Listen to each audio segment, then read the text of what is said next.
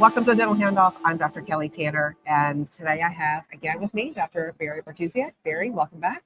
It's an honor and a pleasure. Thanks, Kel. Yeah, so Barry and I have a course with Young Innovations, and we are just pulling out some sort of highlights from that course, I guess you would say. And so Barry's a dentist. As you all know, I'm a hygienist. And so we kind of riffed throughout the course on like different perspectives, our experiences. And this segment of this podcast is about how to hire the right people, keep them there, and basically hire slow, fire fast, right? Preach, girl, preach. Telling you. Mediocre people do not like to be around high achievers. High achievers don't like to be around mediocre people. It's true. It's aggravating. It's frustrating. Exactly. You're covering for them. Oh, geez, Sally's not pulling her load. Gosh darn it, I have to do this again. She's leaving early. She left at this. She didn't do that. I don't get any more money or time or effort for this. I'm not getting recognition. And Sally's slipping out the back door, and doctor doesn't even know, and I'm not going to tally on Sally, Yeah. And that's what happens. And Sally needs to get off the bus.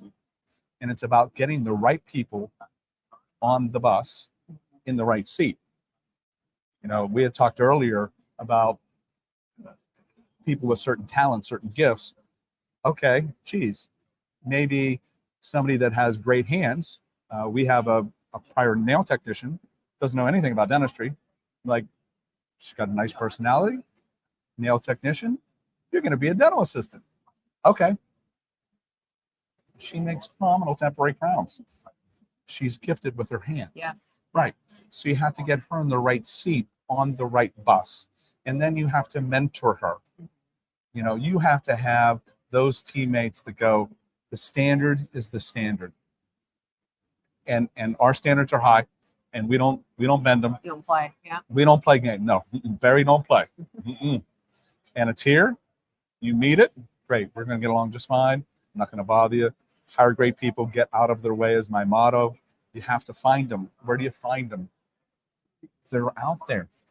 You have to find them. Where do you find them? We have found our best people not in the dental industry. Where have we found them? Banks. Customer service. Okay. Exactly. Especially tellers, because they get trained a great deal. Restaurant workers. Why? They're used to working for tips. True. Yeah. Bartenders, same thing. They're used to working. They're hustlers. They're the hard workers. They're used to trying to please people. They're people pleasers. I'm a people pleaser. Hairdressers, same thing. And it's just maybe they wanted to change a career, a change of venue, whatever it may be. And patients.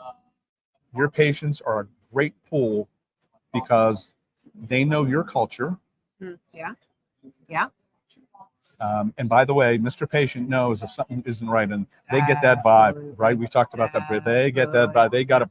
They have a finger better on the pulse than the doctor. They know when someone's upset with you before you do. I think sometimes. Right. You hit the nail on the head. Yeah. I totally agree with you. So they know that, oh boy, there's tension in this office. You know what I was sitting here thinking too, Barry, is that I've been in a practice where we bonus as a team for meeting, you have your individual goals and then like your team goals, right? Right. And if you're carrying someone, because I'm kind of back, my brain is back on your primary first point that you made about the mediocre and the high achieving people. You're not going to feel like that person worked for it, and you're going to feel like you're carrying them along in so many different ways. And it's just not. I mean, so when you're the dentist in this, I mean, I've been on the other side with the team going, why is this being tolerated? Correct. Why is no one else seeing this with me? And it's not that I'm trying to cause trouble, but I'm like, Ray Charles could see this. I mean, this is something that is blatantly obvious to everyone. Yes. Why is doctor or whoever not handling this? Correct. Doctor, you need to step to the forefront, be the leader. And the standard is the standard, and you have to set that. And you get what you expect. You get what you expect. So if you expect X, you're going to get it. And if you say, well, I'll be okay if we get to L, you're going to get L. It's just called human nature. And I have a little saying, I'm an old farm boy, it's better to pull the reins on the thoroughbred than to beat the plow horse. So I'd much rather have that person's like, doctor, I'm going to do 12 more things today. I'm like, no, it's like 2:20. We're going to leave at 2:30. I'll do it. I'll get it done. Okay, maybe just do 4 more of those things and we'll wrap it up and we'll be okay. Rather than, want me to do what? That's not my job. You say that's not my job to me, and I go, my job is to give you a pink slip.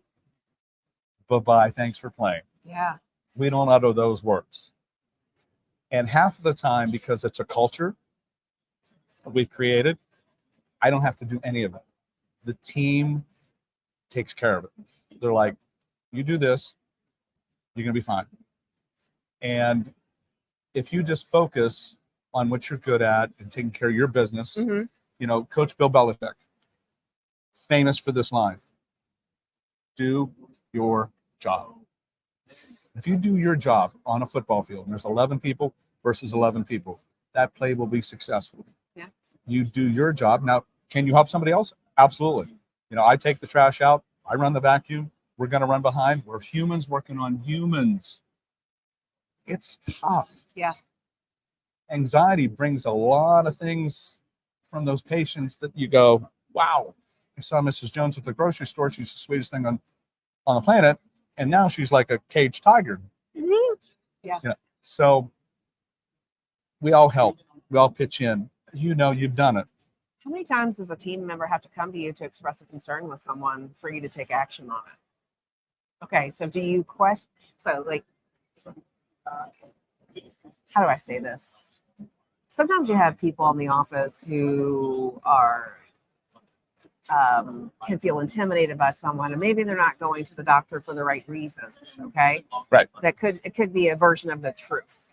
I understand. To try to get someone in trouble or to Correct. whatever. There you have a different motive potentially. Understood. How Right. do you filter that out?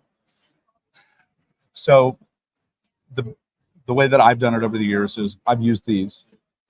So we're going to listen. So oftentimes I will leave the operatory and I hang out in places around the office.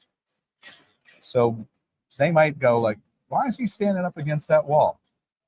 I'm just listening. I'm listening to the patient talk to our assistant. I'm listening to the front desk handle a phone call. And I just might be like standing there looking at the flowers that day. But I'm listening and paying attention.